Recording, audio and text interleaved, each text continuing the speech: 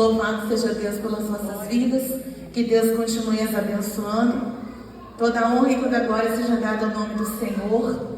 É bom estar aqui, irmãs, é sempre bom poder falar a palavra do Senhor Jesus.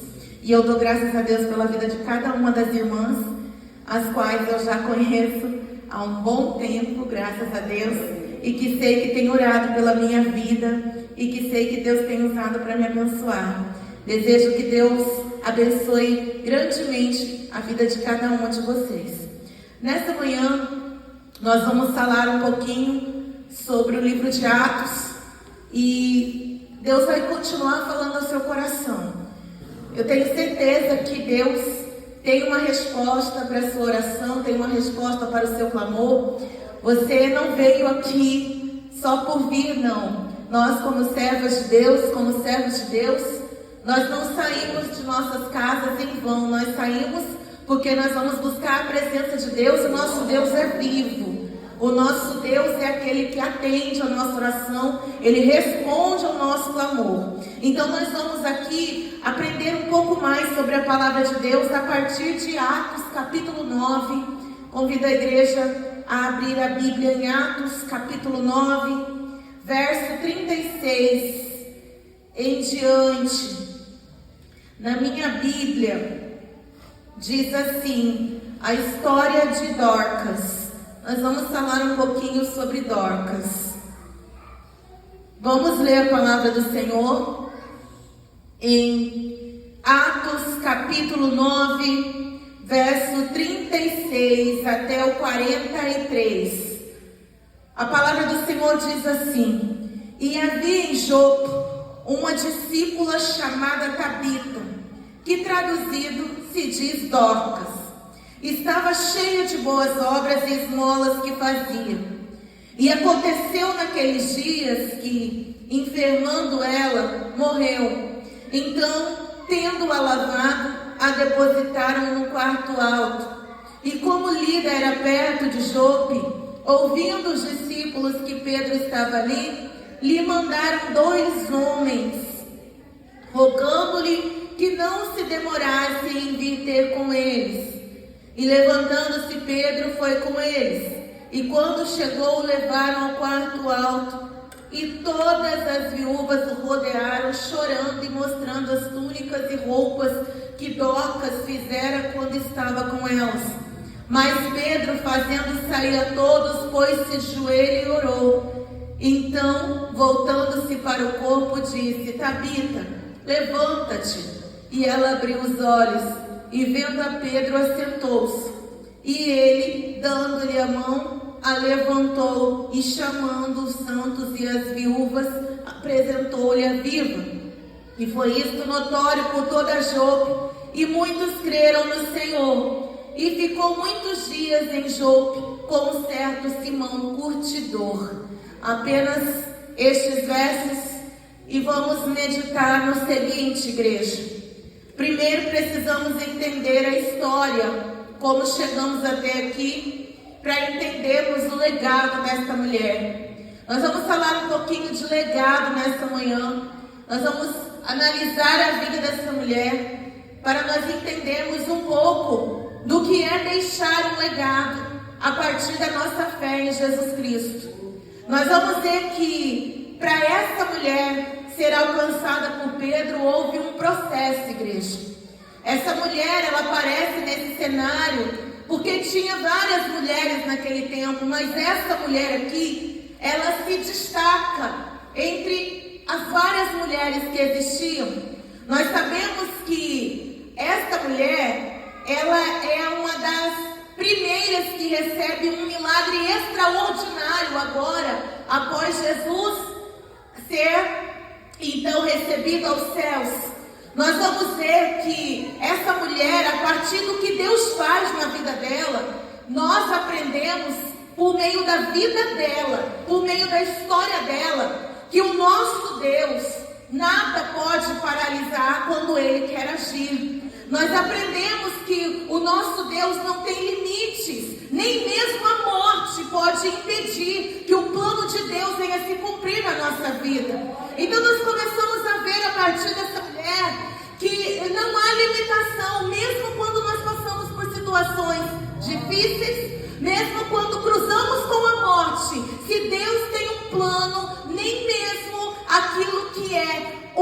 parada de todo ser humano consegue parar aquele que Deus determinou que vá adiante.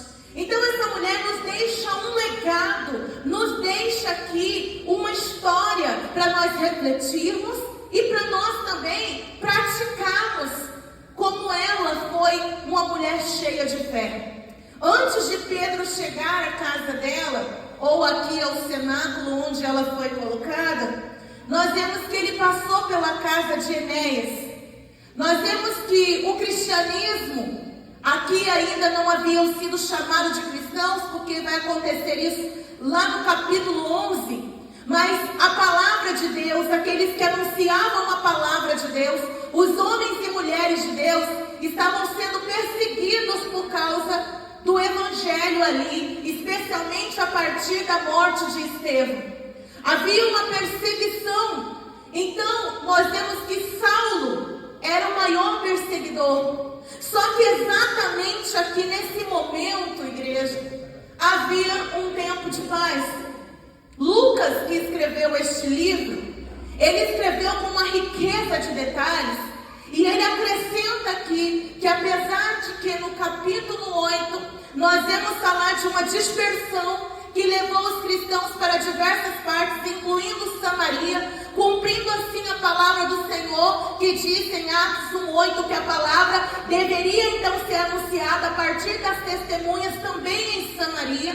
Nós vemos a palavra aqui em Atos 9, ela chega a partir de um momento em que Saulo então é convertido pelo poder do Espírito de Deus ao Evangelho, a Jesus Cristo. Então ele é convertido e começa então a ter paz, porque ele era um grande perseguidor. E nesse momento em que a igreja começa a ter uma paz dos seus perseguidores, Pedro empreende o que alguns teólogos chamam de uma viagem missionária.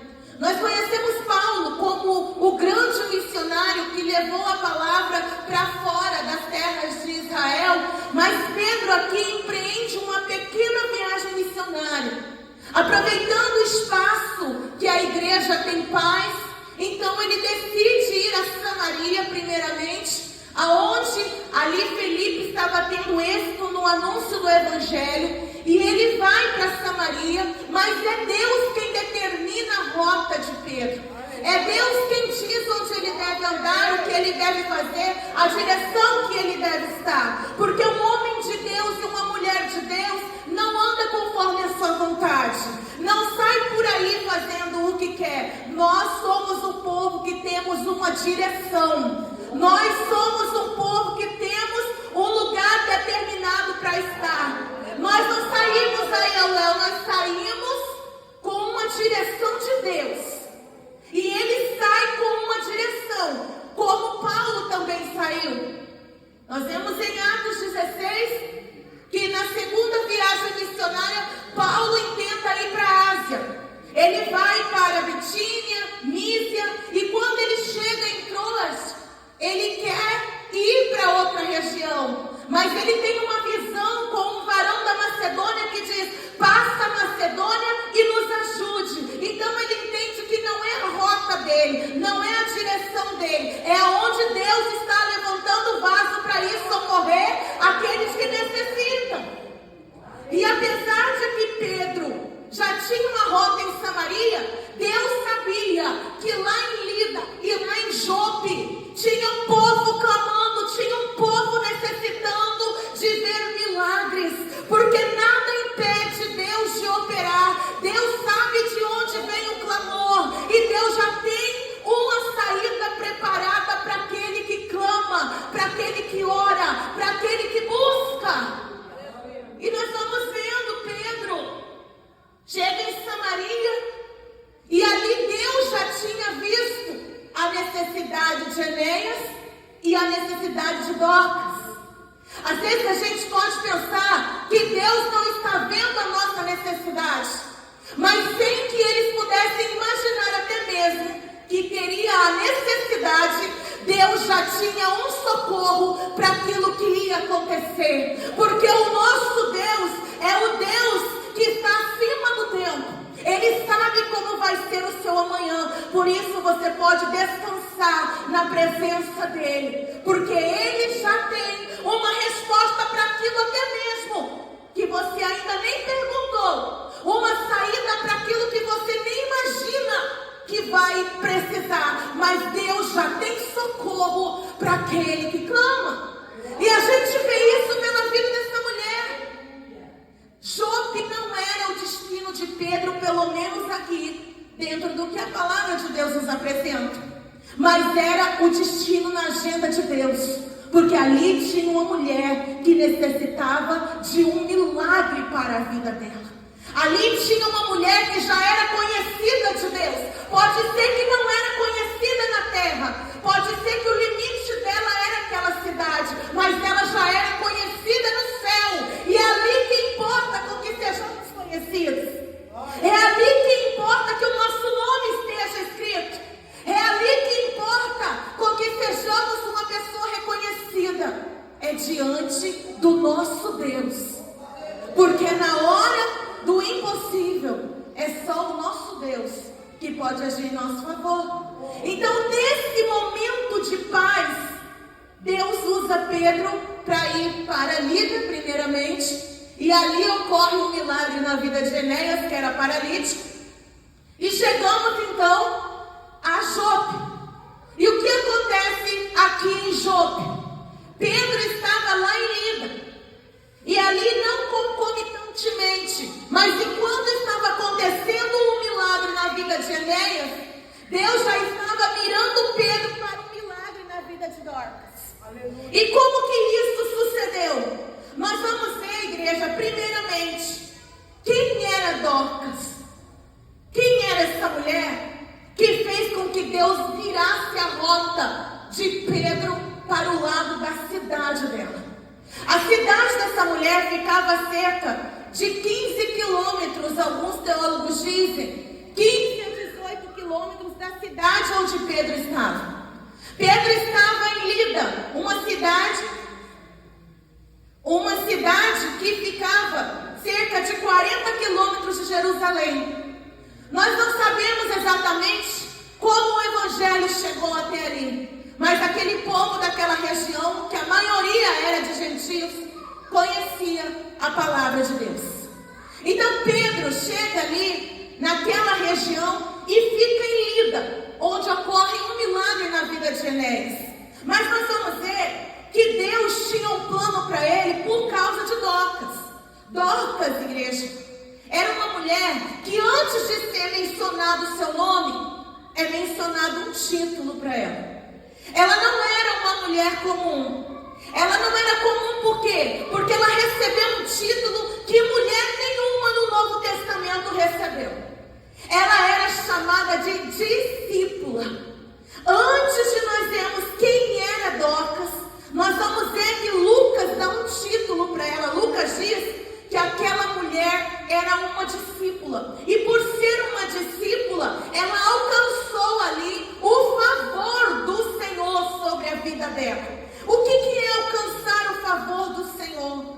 Nós vemos em Provérbios 12:2 que aquele que faz o bem alcança o favor do Senhor. Mas o que essa mulher tinha para alcançar o favor do Senhor? Primeiro foi pela graça de Deus. Ela era uma mulher que vivia como uma discípula. E o que é ser uma discípula? Ser uma discípula é alguém que ouve o seu mestre. Ser uma discípula é alguém que tem tempo para aprender com o seu mestre. E mais do que ouvir o seu mestre, ela colocava em prática o que ela aprendia com o seu mestre.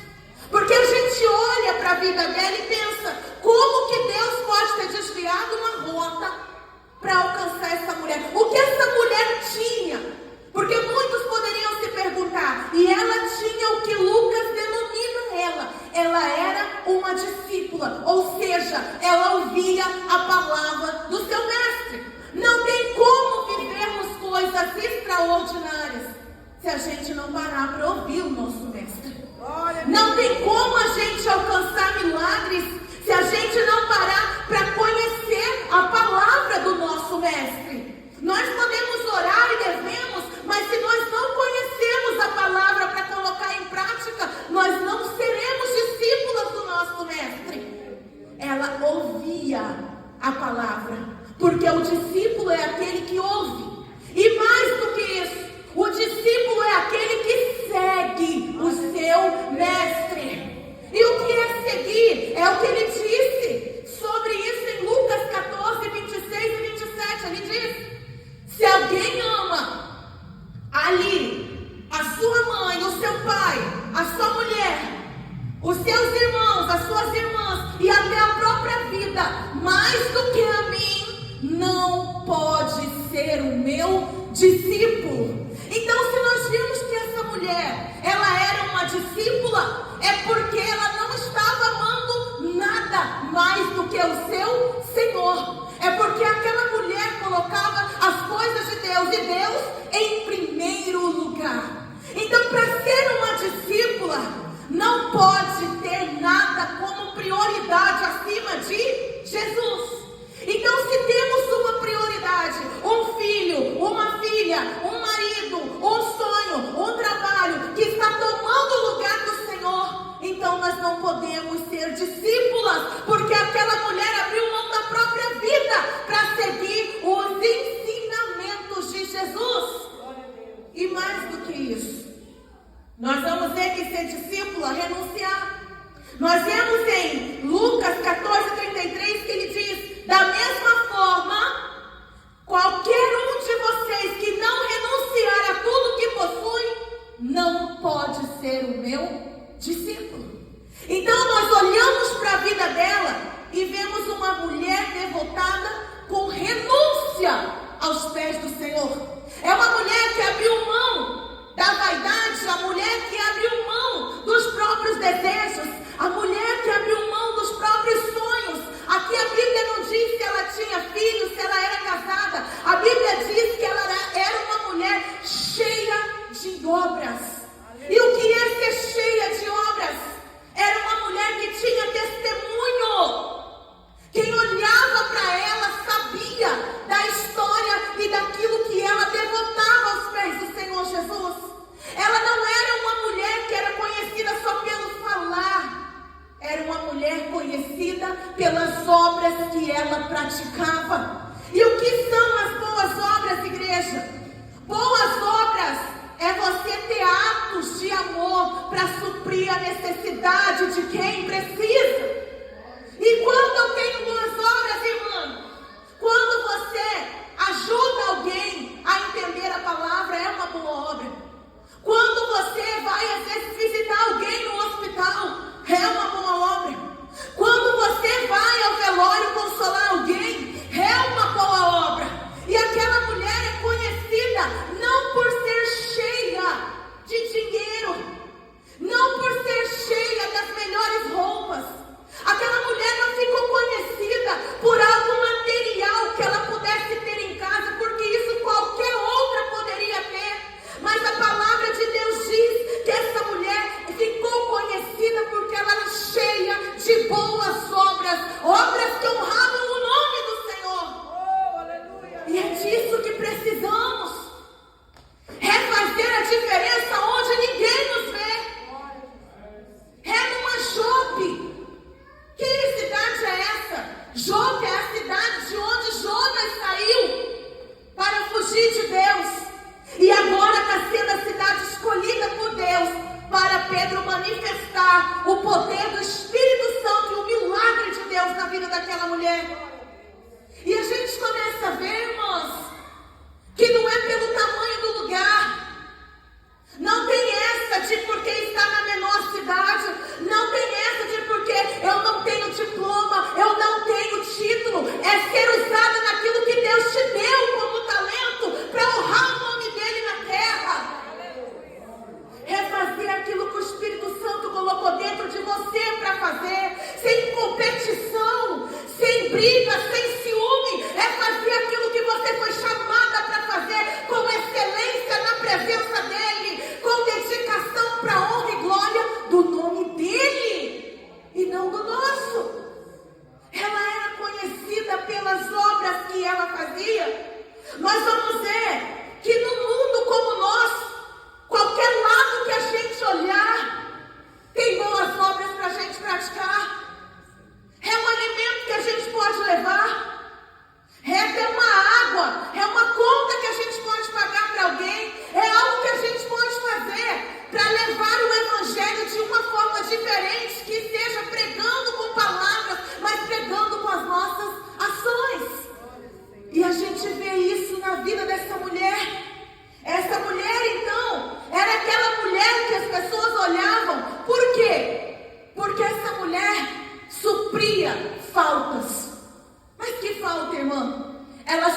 a falta de roupas das viúvas. Alguns teólogos chegaram a dizer que a agulha que ela costurava era consagrada. Não é o caso aqui, mas eles estavam querendo dizer, olha, o talento que ela tinha era de costura, e ela submeteu esse talento a Deus. Era uma mulher que olhava naquela comunidade, naquele povo, para ver quais viúvas não tinham roupas, para que pudessem vestir. E aqui ela fala de roupas, tanto internas para aquele tempo, quanto externas. Ela costurava tanto túnicas, quanto vestidos. E o que significa isso? Ela supria faltas.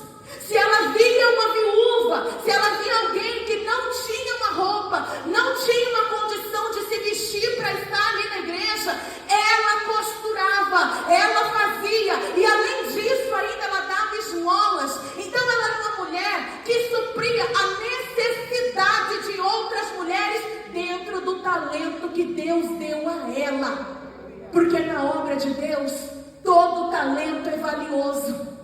Porque na obra de Deus, nós temos que nos preocupar em fazer aquilo que fomos chamadas para fazer, e não querer ocupar lugares que Deus não separou para a nossa vida. Porque isso gera o quê? Gera frustração, gera desânimo, gera medo, gera contenda na casa de Deus. Nós temos levantadas naquilo que Deus te deu. Se Deus te deu um talento para cozinhar, cozinhe o melhor para a casa do Senhor. Se Deus te deu um talento para ornamentar, ornamente com o melhor para a casa do Senhor. Se Deus te deu um talento para pregar, pregue. Só não tente deixar o talento morrer, porque tem muita gente precisando de Dorcas nessa terra. Tem muita gente precisando do seu talento, aonde Deus te colocou, mulher. Aleluia. Não enterra o talento. Essa mulher aqui não estava procurando plateia. O trabalho dela tinha que ser recebido por quem? Pelo Senhor. E pelo que a palavra diz, foi recebido pelo Senhor. Por quê? Porque tem muita gente querendo fazer para o homem ver. Em que sentido? Querendo a recompensa. E não é o objetivo dela aqui. Por quê? Porque essa mulher que tanto supriu faltas, agora ela vai começar a ter falta. E a gente vai olhar para isso e muitos se assustam. Porque essa mulher, Dorcas, esse é o nome em grego. Em aramaico é Tabita. E o significado do nome dela é gazela. É aquela que é rápida. Era uma mulher que alguns teólogos chamam de rápida para fazer a vontade de Deus. Rápida para fazer a obra de Deus. Se tinha uma necessidade, era rápida para suprir. Quando a gente olha para uma mulher dessa, tão dedicada, o que a gente pensa? Essa mulher merece o melhor. Na terra aqui, a gente tem isso de merecimento. Vocês devem se recordar agora, nesses últimos dias, aquele homem lá da Indonésia que tirou a moça do corpo da moça do vulcão. Rapidamente os brasileiros quiseram recompensá-lo com uma quantia financeira, porque isso é nosso, de ver alguém fazer alguma coisa que é grandiosa e querer recompensar. Então quem olhasse para essa mulher humanamente falando, ia querer suprir a necessidade dela também. Só que aqui acontece diferente. Por quê? Porque o plano de Deus não vai seguir sempre o nosso protocolo, porque a agenda de Deus nem sempre vai coincidir com a nossa. Mas o que é que importa é que seja feita a vontade do Senhor na nossa vida. O que importa é que Deus seja honrado tanto na nossa saúde quanto na nossa enfermidade. Que Ele seja honrado tanto quando a gente estiver ganhando, mas se acontecer a gente também estiver perdendo. Mas essa outra parte é mais difícil. E essa mulher que tanto fez, que tanto supriu, ela começa a ter falta agora. Falta de quê? De saúde. A gazela começa a ser freada. A gazela que corria, agora ela começa a ter um impedimento. Ela já não pode correr tanto. E a gente pode olhar para essa situação e pensar, logo essa mulher que estava tão útil para a obra do Senhor, logo essa mulher que fazia a obra do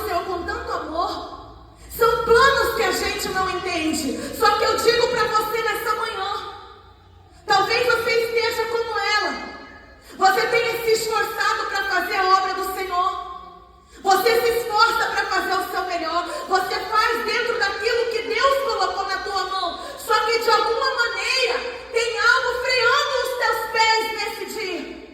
Talvez você pode dizer, irmã, 2025 tem sido um dos anos mais difíceis da minha vida.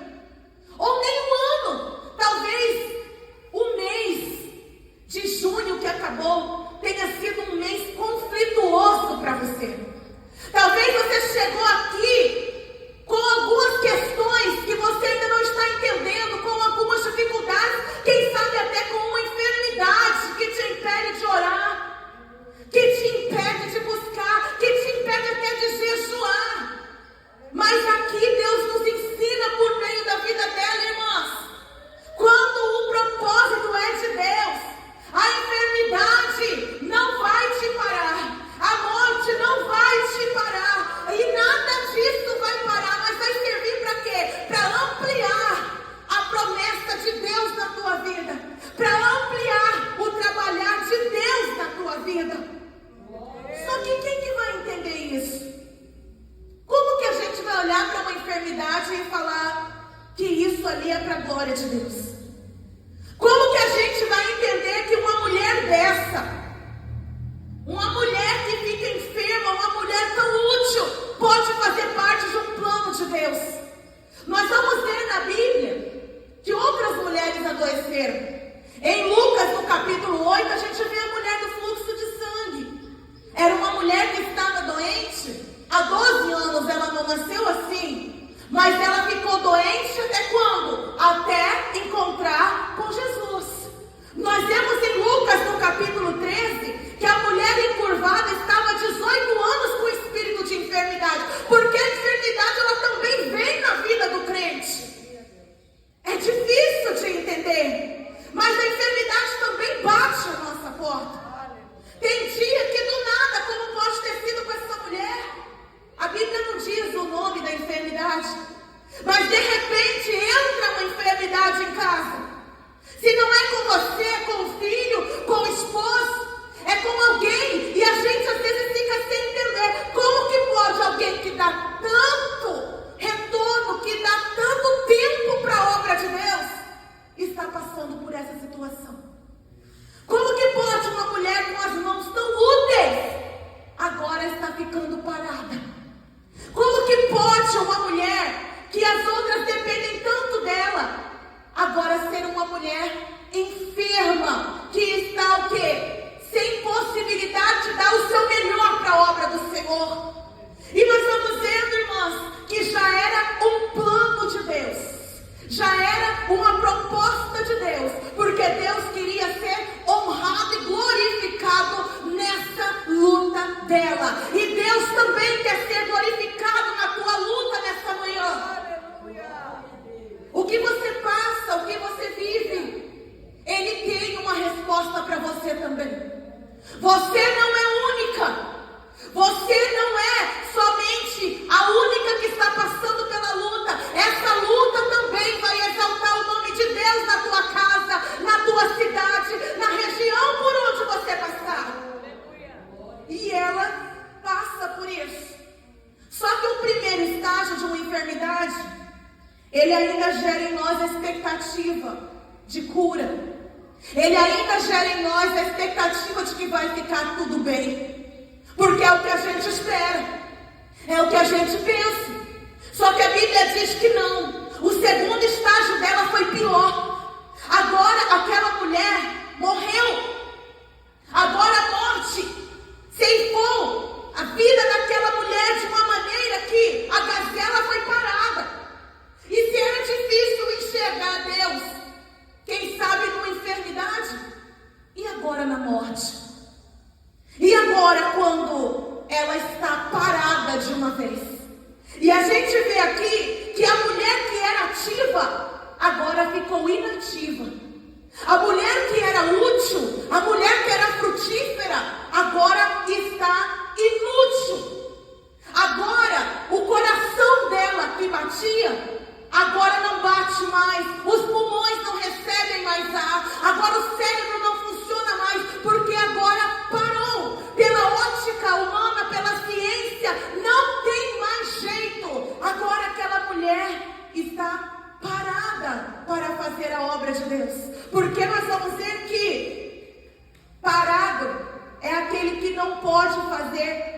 nada. Por quê? Pela vontade dela? Não. O parado é aquele que foi parado pela circunstância. O Armin de Boer diz que a morte é a maior barreira, a maior restrição do ser humano. E agora a morte encontra aquela mulher e para aquela mulher por aquele instante.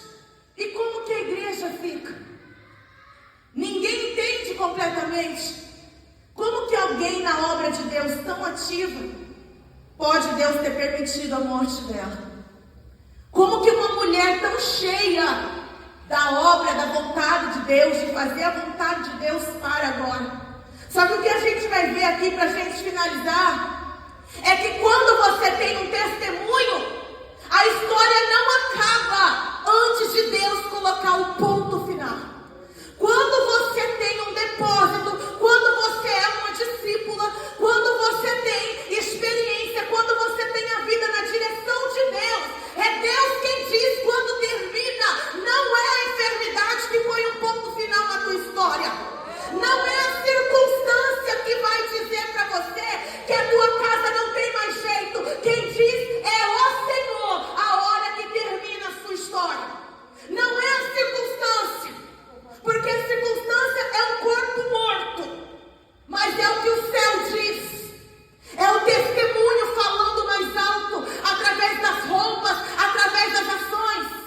Então a história não acaba aqui para quem tem uma vida na presença de Deus.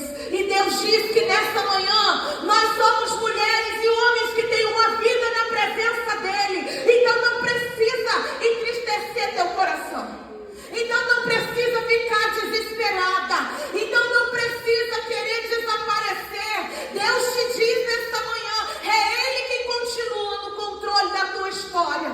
É Ele quem continua direcionando o teu barco, mesmo que você não esteja entendendo o que está acontecendo. Saiba somente de uma coisa: não importa o começo, não importa como partiu, o que importa é o plano que Deus tem para finalizar essa situação na tua vida. Não desespere, Dorcas. Tem socorro de Deus chegando para a tua vida. Não perca a esperança, porque é até Jesus fazer a vontade dele. E Deus diz: ainda não acabou. Deus está dizendo aqui para vocês, irmãs, nessa manhã: não acabou. Parece que está morto, porque de fato está. Para o homem não tem mais jeito essa situação. Só que do lado dela tem varões, homens de Deus e mulheres que conhecem o testemunho. Homens e mulheres de Deus que foram abençoados pela obra de Deus na vida dela. Eles reconhecem que houve uma morte. Por quê? Eles pegam o corpo e lavam o corpo e colocam lá no cenáculo, no andar de cima. Precisamos reconhecer que estamos diante de uma situação, sim, difícil. Aqui não há ninguém escondendo, dizendo: não, ela só está dormindo. Não há ninguém falseando a situação, porque Deus atua na vida de cada um de um jeito. Aqui eles encaram, há uma morte.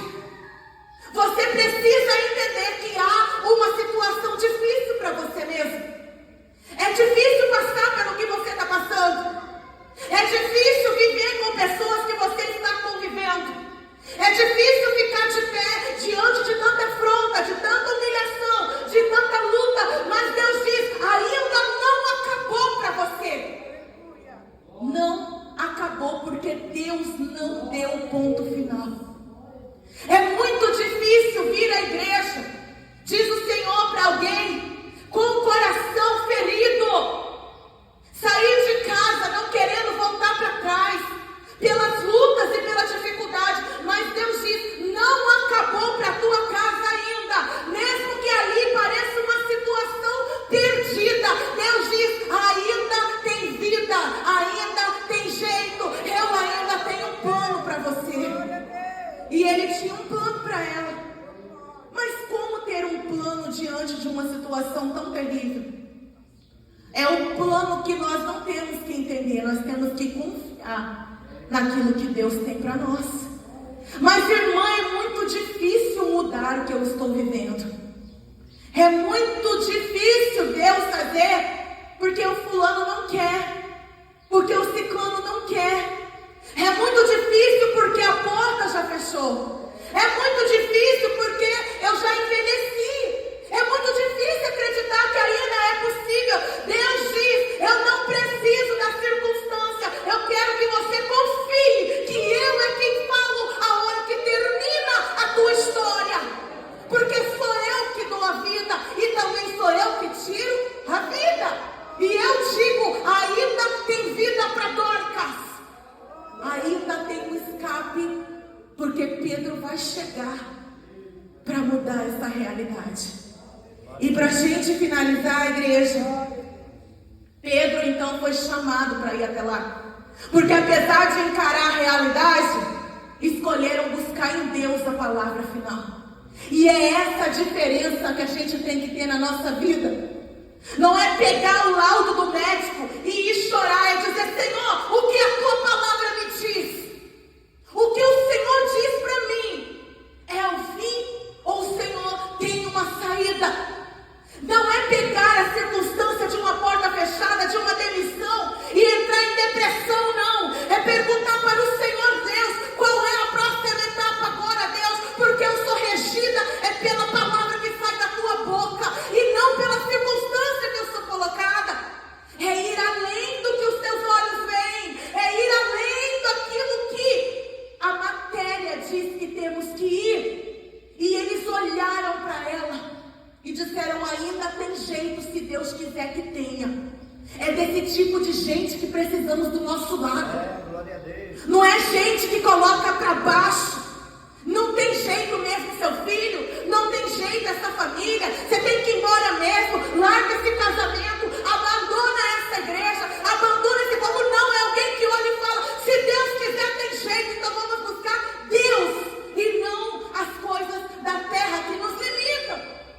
É ter alguém que vá com você além do limite, porque a fé é alcançar aquilo que não se vê. Mas hoje em dia a gente encontra mais gente para colocar para baixo do que para levantar. A gente encontra mais pessoas para dizer que é impossível, larga disso, do que para dizer, Deus pode, vamos junto. Deus quer, vamos seguir. E aqui ela encontrou. E essas pessoas disseram, nós não podemos, mas tem um Pedro que está na região. Tem alguém que pode. Nós ainda não vimos